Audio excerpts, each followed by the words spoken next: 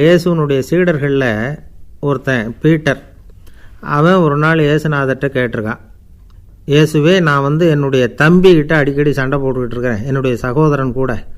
அவனை நான் எத்தனை தடவை மன்னிக்கிறது?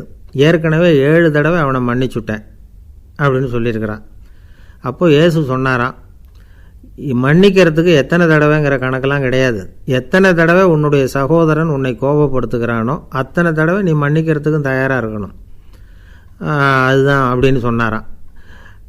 அப்போ இவனுக்கு ஒன்றும் புரியல, இது என்ன அவன் தப்பு பண்ணிக்கிட்டே இருப்பான், நாம் மன்னிச்சுக்கிட்டே இருக்கிறதா அப்படிங்கிறது மாதிரி குழப்பமாக இருந்திருக்கிறான். அப்போது இயேசுநாதர் தன்னுடைய சீடன் பீட்டர்கிட்ட ஒரு கதை சொன்னாராம். அந்த கதை இன்றைக்கு நாம் எல்லாரும் சிந்தித்து பார்க்க வேண்டிய ஒரு கதை.